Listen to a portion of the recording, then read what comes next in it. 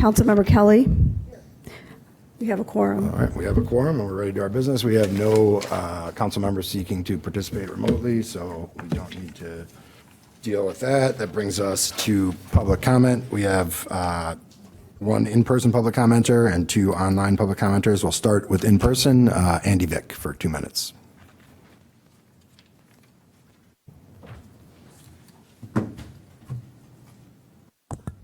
Good evening. My name is Andy Vick. I'm the Executive Director of the Downtown Evanston Business District, also known as Special Service Area Number 9.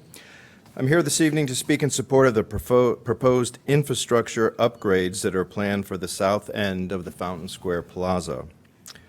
The Downtown Evanston organization believes that the city's plan to extend the brick pavers over the existing grass, plant additional trees, upgrade the overhead lighting, and add more public seating will all result in a desirable aesthetic and functional additions to the South Plaza.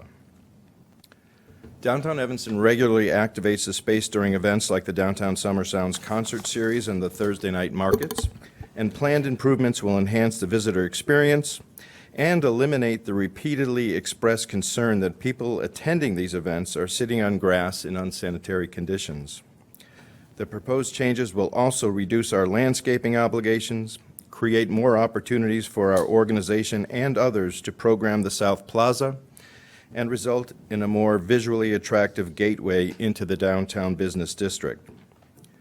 While we acknowledge that dog owners will no longer be able to use the grassy areas as a bathroom for their pets, we believe that there are better uses for this space that will benefit a wider group of Evanston residents as well as other visitors to the downtown business district. Thank you for your consideration and hopefully for sending this proposed project to City Council with a favorable recommendation. Thank you, sir. That brings us to our online public commenters. First is Jerry Garl, followed by Janet Alexander Davis. Ms. Garl, are you there? Hi, this is Jerry Garl. I'm unable to make my video start. So I'm sorry, but I am Jerry Garl. I'm happy to speak to you tonight, and I'm co-chair with Jen Alexander Davis of Environmental Justice Evanston. I'm here tonight to strongly encourage your approval of the change order to the contract with MKSK for the environmental equity investigation. I applaud the questions you are undoubtedly asking about holding the contractor accountable. Of course, that's your job. And I would offer you the perspective from Environmental Justice Evanston, which has worked to promote this effort for many years. As you may know, it took 2 rounds of RFPs to identify a contractor with the capacity to do this investigation. It involves a comprehensive review and analysis of city ordinances, policies, practices, and processes that have led to Evanston's environmental justice challenges, and also to review similar efforts in peer communities across the country. This isn't a routine task. There are few examples out there about how to do this. In many ways, we are inventing something new here. Second, while the investigations community engagement process, convening of the leadership team, convening of the focus groups, and gathering the feedback from city program staff may not have been perfect in every aspect, the contractor has done an outstanding job of gathering and synthesizing the information available. These are really complex and difficult issues that will not be resolved by this investigation or this process, but it is a critical step forward. Finally, the 3 public workshops conducted so far have led to observations and insights, some of which we haven't heard before. We need those conversations to continue. The next and final workshop is on October 22nd, and I hope many of you on this committee will attend to hear the consolidated set of recommendations as well as the public's response. All of this is to say that in our view, the contractor has proven they are capable of carrying out this difficult task, and we are looking forward to a fully documented, well-researched set of recommendations that will help the city take action. We hope you will support this change order to get this accomplished tonight. Thank you. All right, thank you. Ms. Alexander Davis for 2 minutes. Hi, I'm Janet Alexander Davis. I live at 1726 Leland Avenue, Evanston, of course, the 5th Ward. Born and raised here 82 years ago, and I'm still here. Thank you so much, City Council, each and every member. I can't imagine doing the job that you do, believe me. And I was married to an alderman at one time, and so I lived firsthand with what it takes to do this job, and that was way back then. But I am here to also support what Jerry has said about Musk. I found out about Musk during a contract that they had for Beck Park to come into our neighborhood and engage my neighborhood in letting them know what did we want to see in our park, in our revised park. And I want to go to another meeting like a hole in my head, but I have to say, I think there was about 4 meetings. I made all but one, and that's because I think my back was out. But because it was so inviting in terms of how they put that information out there, I had the same feeling when I found out that they were the low bidder for the contract, where the years, as Jerry said, the year before, as far as I know, no one bidded on it. The second time around, I understand several did. So I was glad it was them because of the way they do what they do. And it's hard to keep going to meetings, and you hear somebody lecturing or talking only about what they think. And it's wonderful when you've got people that really are interested in what you have to say and your lived experience here in Evanston, Illinois. I won't mention the situation right now, but we talked about the waste transfer station. A lot of people, that's where they begin. Well, there's other things going on in this community, and I'm not sure you know about all of this. And there's one that still is going through with odors coming through their community, trucks coming through their community at all hours, and it's still going on. So we need an investigation that can tell us where are the holes. I never thought my national government would have the issues that it has. We have holes in what we do too. And if you don't live like we lived, if you don't live low income, if you don't live middle class, which is money is not going as far as it used to, you don't know what it feels like to just not have things just like other neighborhoods have. So please consider having this 46,000 plus finish the engagement in the final report so that we can then get busy and try to change the things we can. Thanks for listening.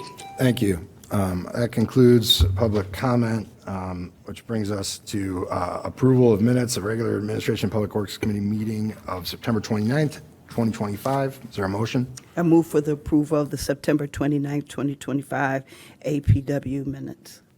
Second. All right, it's been moved by Councilmember Harris, seconded by Councilmember Newsma. Any discussion? We can do that on a voice vote. All in favor? Aye. Any opposed?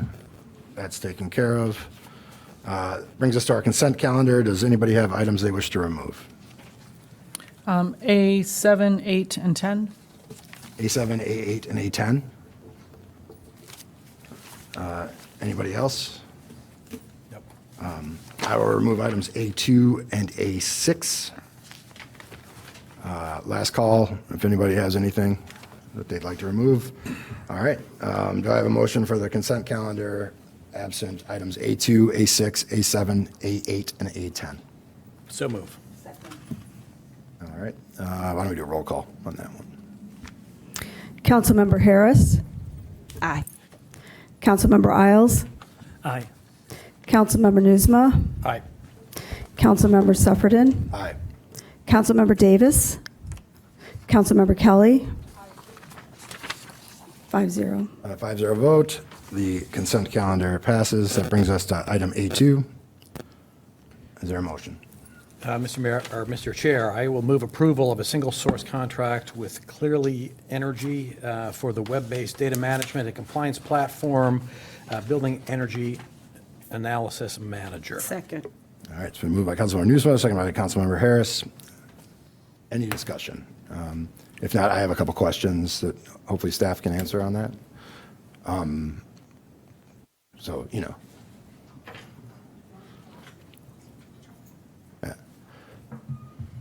Kara Pratt, how are you? Good, thanks.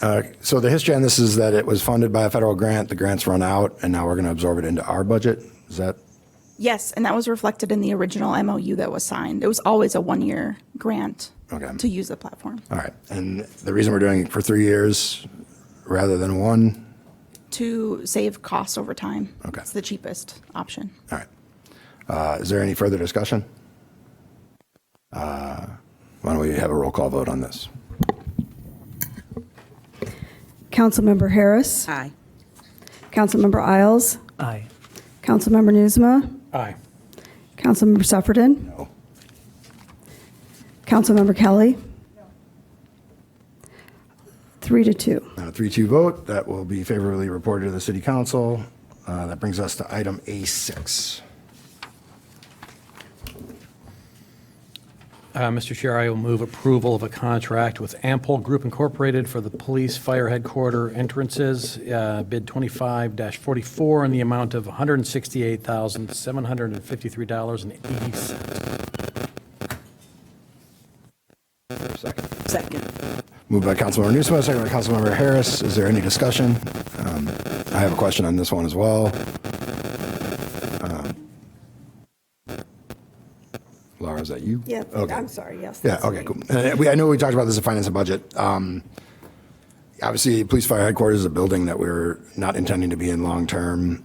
How are we balancing this expenditure with that reality? Thank you for that question. It's a fine line, given that we do want to vacate the building, but we are going to be there for several years more while we build or renovate whatever space that we want the police department headquarters to move into. And the front door security is really quite a challenge right now, in that they struggle to actually secure the front doors. Normally, that isn't particularly a problem with their normal operation, but when there are intense times in the city of Evanston, when they do want to be able to close off the front doors in order to protect their staff or residents that have sheltered there, they are not able to. And so this would replace those front doors and allow them to have that security when it's needed. Okay. And as we sit here now, do you anticipate any expenditures like this in that building?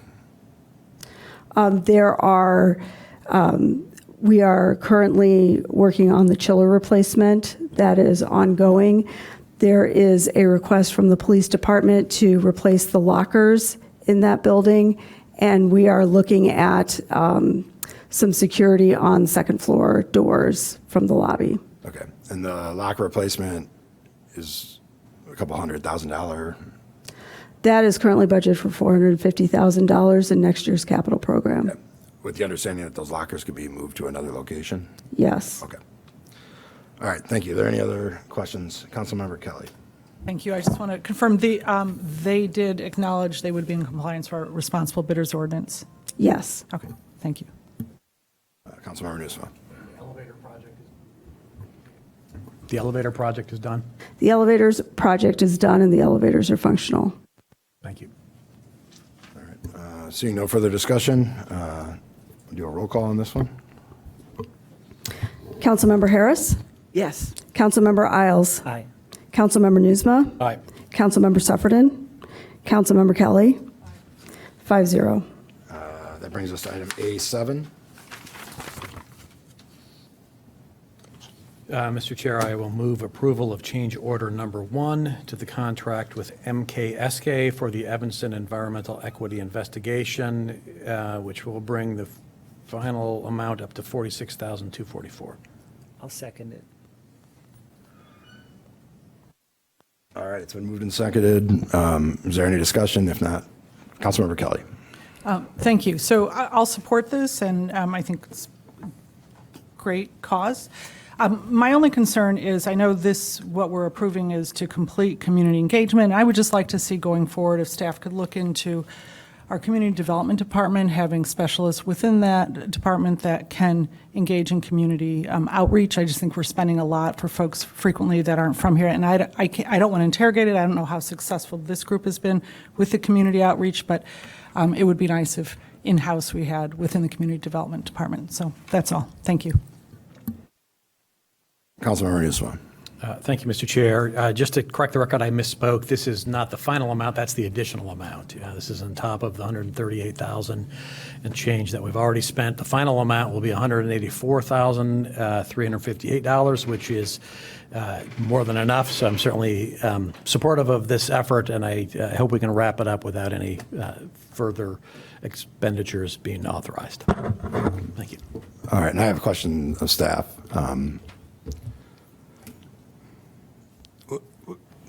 Kara Pratt, Sustainability Manager, right? Was there any consideration given to other ways of getting this over the finish line without paying an additional $46,000?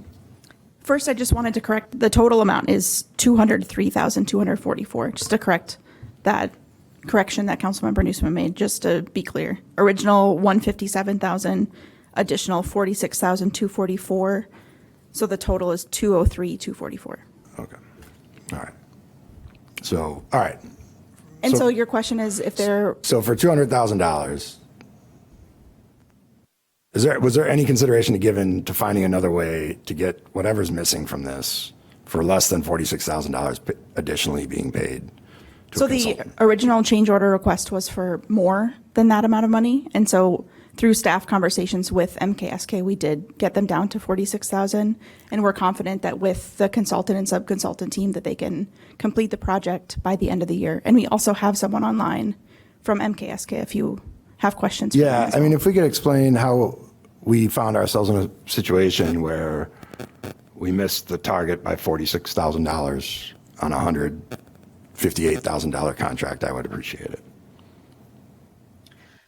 Hi, this is Sarah Lilly. I'm a planner with MKSK, and I don't know that it's a matter of missing the mark. I do think, as Janet and Jerry mentioned, this is kind of a novel type of process and a novel type of effort. And so there's a lot we've learned along the way. Some of this additional funding would be for just a simple fact of the original schedule has been extended, and to account for our professional services to continue managing the project through the end. And we want to make sure that what we deliver is of the highest quality and the highest caliber for the city of Evanston. And so that's kind of partially why we're asking for additional funding at this point, so we can make sure that the final report is up to that Evanston standard, and to also finish out our final engagement push here at the end. We are on our fourth kind of round of engagement, our fourth engagement cluster. Okay, do you have enough information to deliver a report that is satisfactory right now? Or is this $46,000 increase necessary for this to be a useful document?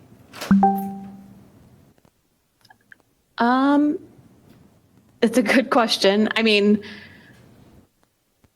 to be quite honest, like we don't have the funding right now to like fully deliver the report. Like the budget is extremely tight. And we do have an environmental justice expert on our consultant team who I do believe would provide that additional value as it like relates to finishing this final report. So I guess to answer your question, no. Yeah, I think it's worth the additional funding to deliver the report that Evanston needs and deserves. I guess I'll redirect this to staff then. We've paid $184,000 thus far for something that's not usable. It only becomes usable if we pay an additional $46,000. Good evening, members of the committee. My name is Karina Sanchez. I'm the Deputy City Manager, and I oversee Kara's division. I just wanted to make a couple of quick points in regards to this contract and what the what the extent, what the amount covers. It covers an extension of 4 months. One of the things that the team noticed when they went out and were engaging with the community, of course, this is a novel approach to addressing environmental injustices, was that the community wanted more engagement and more information. So right now, what they have planned is an additional community meeting scheduled for October 22nd. At that point, they're going to put together some recommendations from the meetings that they had, but they also plan to go to the BCCs that are also interested in this type of information. So it's not just a community meeting, it's actually continuous engagement with community members, with the BCCs. And then the plan is that by the end of the year, they'll be able to provide a finalized report with their findings and recommendations. Okay. Councilmember Newsom, followed by Councilmember Kelly. Thank you, Mr. Chair. I just want to clarify these numbers. What was the number you said for what we've already spent or what we will have spent, including this? So the original contract is for $157,000. Right. The change order is for $46,244, bringing the final price, contract price, and change order total to $203,244. All right, and so per our correspondence earlier today, we've already paid $138,000 and change out of the $157,000. We're still on the hook for the full $157,000. Correct. Above which then we have this $46,000. Correct. Okay, thank you. Councilmember Kelly. Thank you. Are there any results from community engagement available now for us to see? Are those? Yes, so we have a dedicated webpage on the Evanston Environmental Equity Investigation that's a part of Evanston's webpage, and it has presentations from all of the public meetings that include information and data on the community engagement to date. Okay, and that's on the CARP, or what page is this on? It's through the climate and sustainability hierarchy on the website. Okay, thank you. Councilmember Harris. Thank you. So they recommended these additional meetings, or we felt like we needed the additional meetings to get more input? The additional meetings came as a result of conversations with the leadership committee and all of the different BCCs that should be involved with seeing the final report and providing draft feedback on the final report. Okay. So at the end of this, we will have a complete report, no change order, no need for any more time.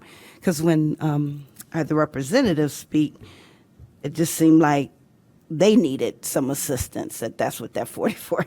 I think that originally when they had the contract, they did not anticipate how much engagement was going to be required. So within this change order, it's just not an additional time, but as well as an expansion of scope with everything else that they plan to do. And as Kara said, that was just a natural evolvement from just talking to residents and all the information that they wanted to provide. Obviously, it was necessary just to have more time to make sure that they were engaging all the groups that were interested in providing input. I guess, is that all, Councilmember Harris? I mean, I appreciate the head of the team lives in Evanston, by the way, so it is local. Okay, thank you. Let me just restate my question from before. Can you have a functional document for $158,000? Is this $46,000 required for this to be a useful document to guide policy going forward? Yes, we only have draft actions in a spreadsheet in terms of documents so far. So you need this $46,000. This needs to be a $203,000 project to work.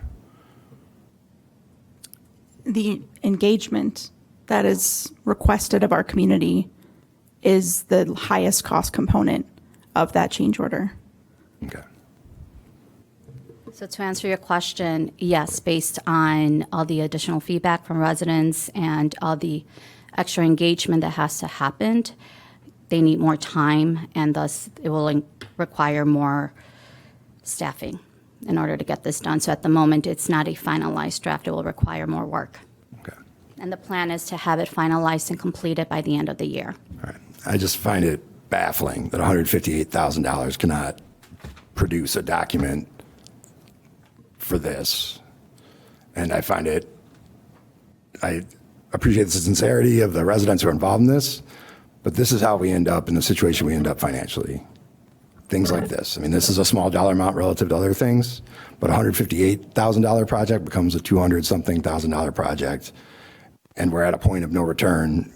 I find it also difficult to believe that we can't somehow cobble together some meaningful policy directives from what we have so far. But I will defer to your expertise on that. Councilmember Harris. So we're just looking and trying, where did you tell us to go look on the page? I'm sorry, on the Evanston page. It should be under sustainability. You can also use the search function and type in environmental equity, and you should be able to find it there. So that was part one. Part two is I agree with Councilmember Suffredin. I'm somewhat disappointed that we don't have a final product that we could add on to, right? So it's like buying a car, now you want to add Siri, that we should have a final product that we say, hey, this would be a great enhancement to help. I'm going to struggle with that. So, thank you. We'll also email the link, so we'll make sure to send you just to make it easier for you to find that information. Any further discussion? Let's do a roll call vote on this one. Councilmember Harris, Aye. Councilmember Isles, Aye. Councilmember Nusma, Aye. Councilmember Suffredin, No. Councilmember Kelly, 4-1. All right. That brings us to our next item, which is item A8. Is there a motion? Mr. Chair, I will move approval of change order number 8 to the agreement with Stantec Consulting Services for the 1909 raw water intake replacement, RFP 19-02, in the amount of $991,165. I'll second.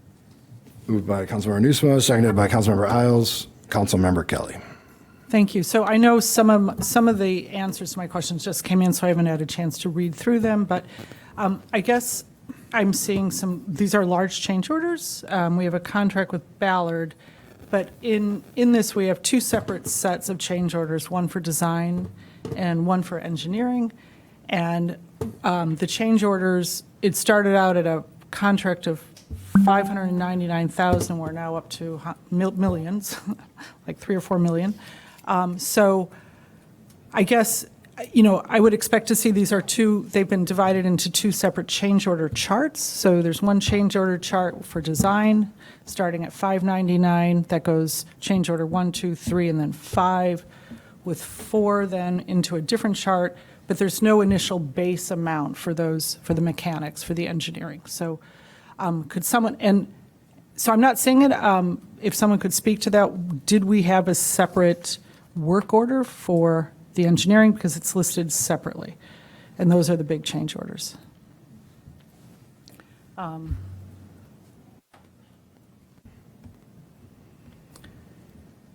So it went from $599 to $4.4 million. So that's some pretty substantial change order. Yeah, good evening, members of the committee. My name is Paul Moyano. I'm Senior Project Manager. The first change order 4 that's listed as services during construction, that was essentially the base scope of work for services during construction. Back when we issued the initial RFP, we included that scope of work in the RFP, but we did not award that portion of the contract initially because the original scope of work in the RFP was developed in 2019 before the design was completed, and there were a lot of assumptions that were made early on. So we issued the base scope of work for engineering services during construction, now I got to get this number right, as change order 4. So that's the base work order I think that you're looking for. So change order 4 is the base for the design not design, but for construction. So that base amount, even though it's called a change order, is 1.3 million. No, but we had a base amount of $599. Right. $599,000 for design, All these were under design engineering costs that had added up to $779,000. And then just so I'm clear, then for the construction, we started out with a base, although here it's listed in 22, but you said 2019. Yeah. So then, correct, change order 4 is the baseline for that. And then that initially assumed 18 months of construction that was not going to go through the winter.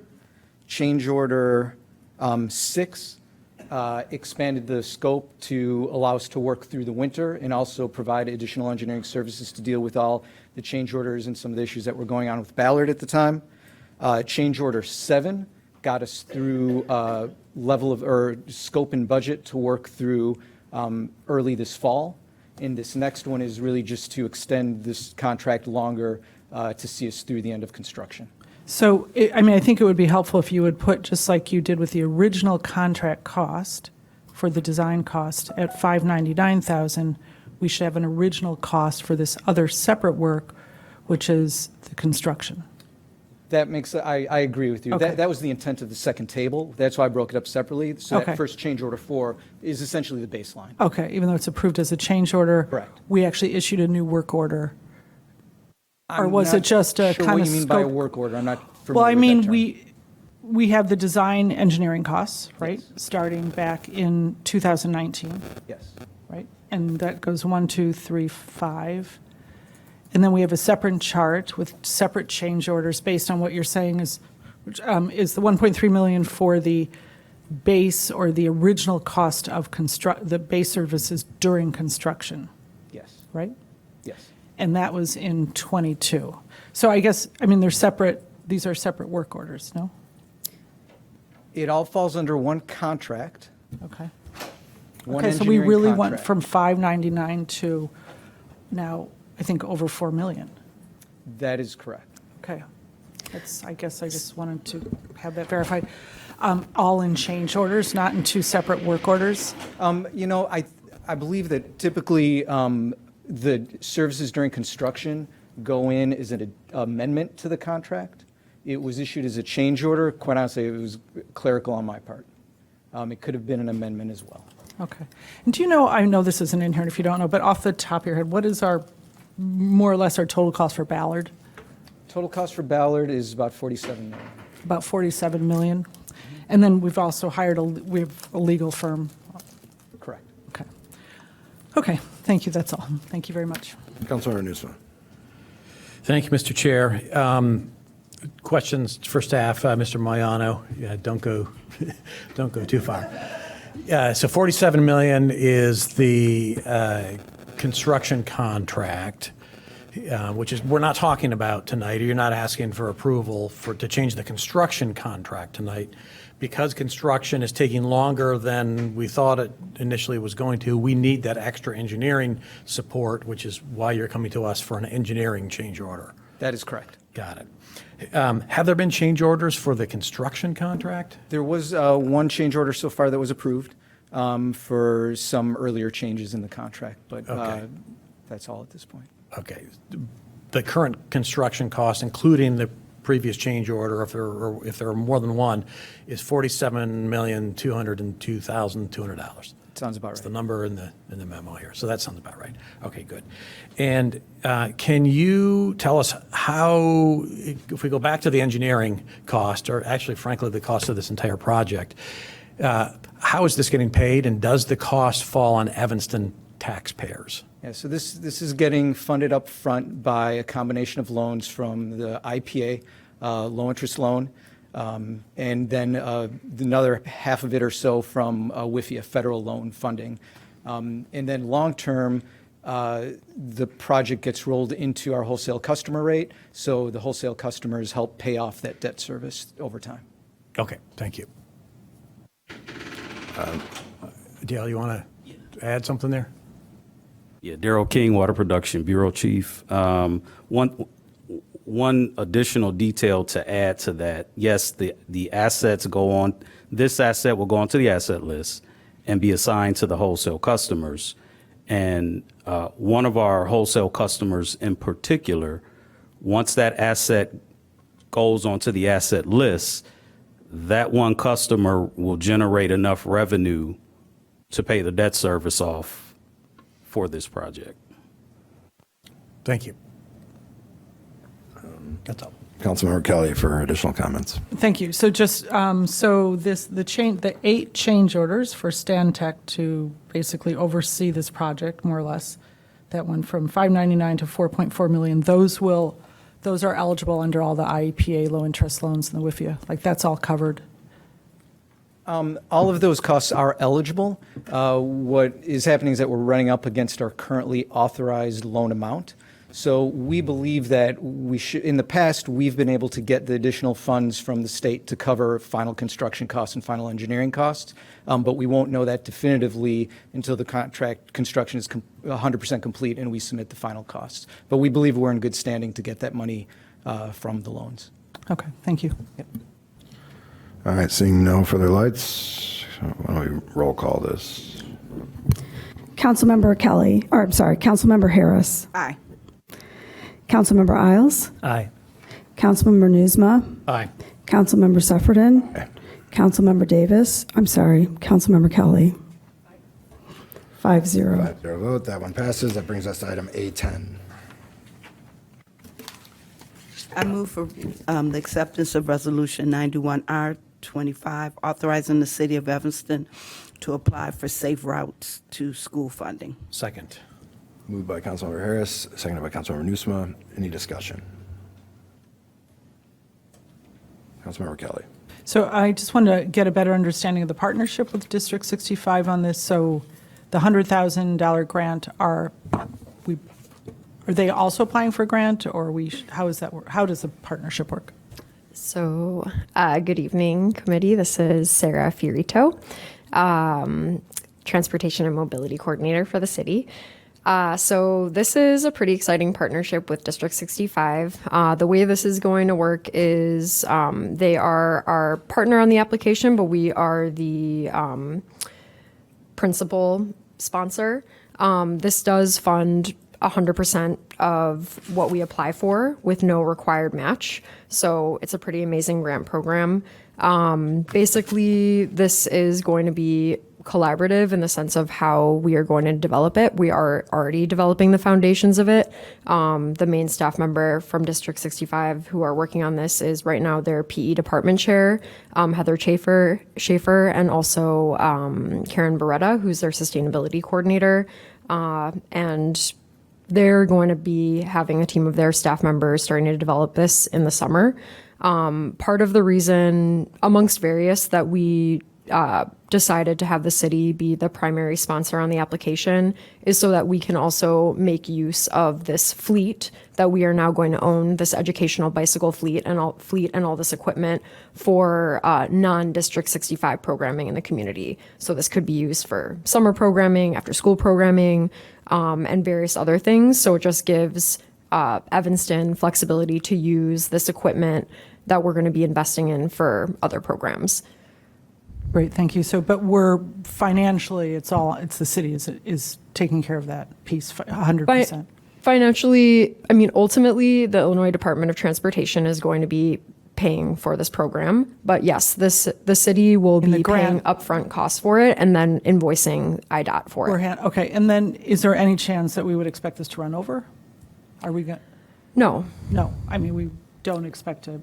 No, I will personally be putting the invoices through as they come in and managing the project in partnership with District 65. So no, I have a very specific budget that I've written out for this program to the vehicle. Great. No, it sounds very good. My question, I guess, if it were to run over, should we say like it's really successful, but there's some component that we would like to add to the grant amount? It's $100,000, right? It's $100,000. If we wanted to add to that, given the nature of this, I know we have a large excess account in the motor fuel tax. Could that go towards something like this? I personally can't make that decision. Okay. So motor fuel tax would not be eligible to be used for this. Or something for this sort of. No. Yeah. We do, so in the 2026 budget, from the Sustainability Fund and also from the Transportation and Mobility Program Division, we do have some funds that could potentially be used for this program, as far as stuff that we are already budgeting for education and other community programming. I think and that potentially, depending on, how we move forward, could be used to maybe expand the program or other things like that. But I think right now, the capacity of the program is also related to the amount of equipment that we can purchase and also staff capacity. So we have other constraints that will, not necessarily enable us to spend over the amount. All right, any further discussion? All in favor? Aye. Any opposed? Ayes have it, and that brings us to Thank you. adjournment. I have a motion to adjourn. So moved. Second. All right, let's do it. City Council starts at 5:45. Sound good? Thank you, everybody.